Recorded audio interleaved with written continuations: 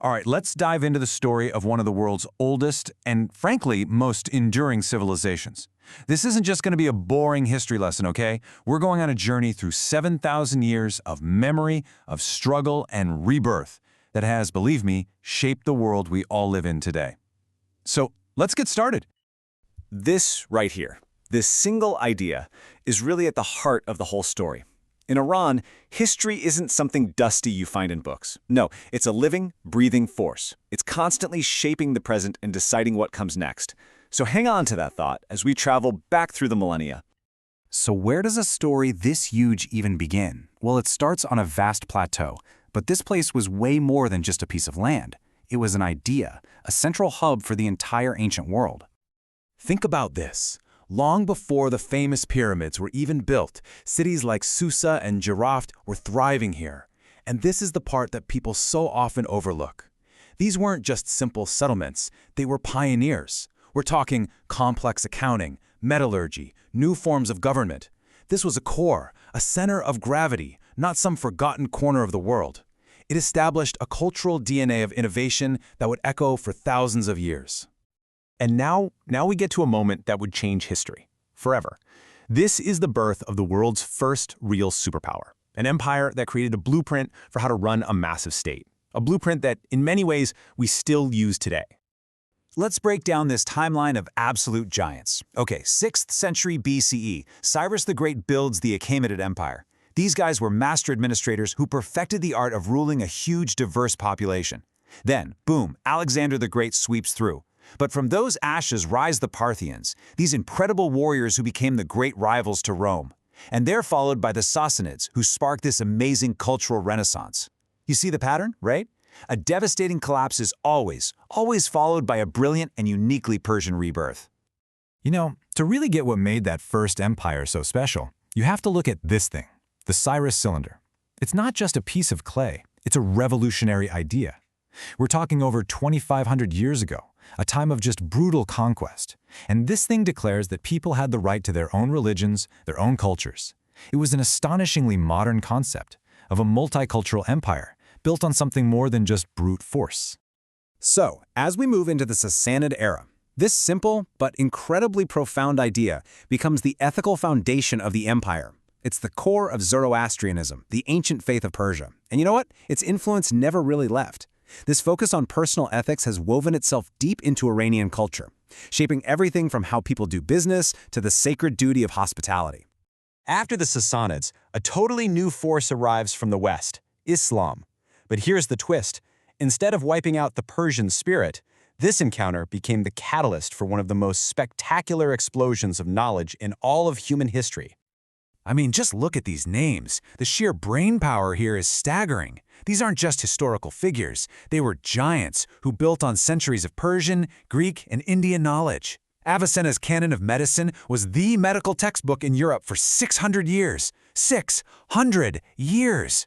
Al-Biruni calculated the circumference of the Earth with shocking accuracy. For a time, places like Nishapur were the undisputed intellectual center of the world. And this quote from the poet Ferdowsi, it just captures the soul of this whole era. See, while Arabic was becoming the language of science and religion, Ferdowsi made a very conscious choice. His epic poem, the Shahnameh, the Book of Kings, used pure Persian to preserve the myths, the language, and the history of ancient Iran. He made sure that its unique identity would never, ever be erased.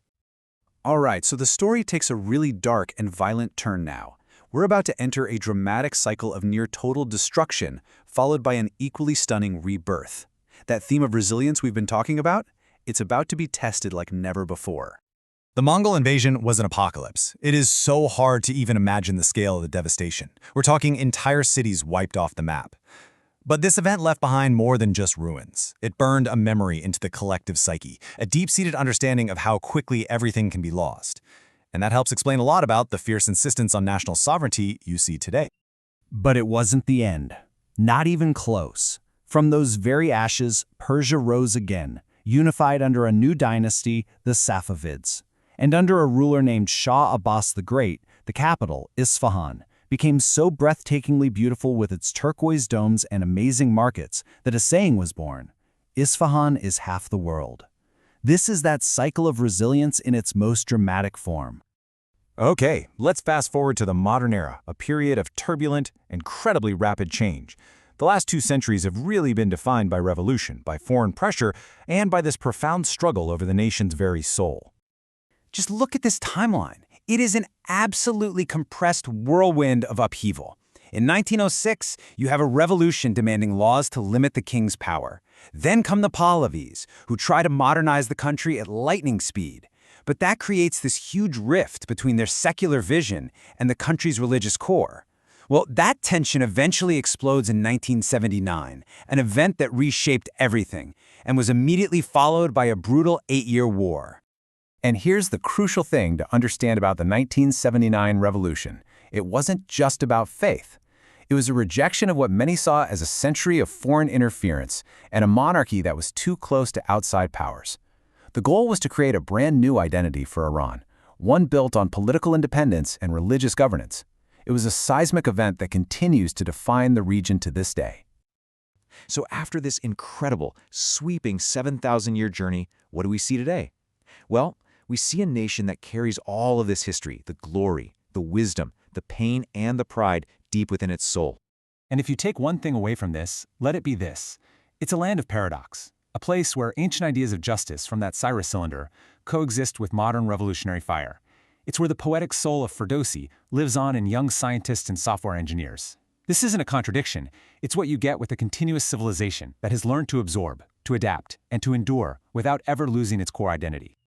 So we end right where we began, with that idea of a future that's always being born. For a people who have weathered empires, invasions, revolutions, and wars, the story is never, ever truly over. The only question that remains is what the next chapter in this eternal story is going to be.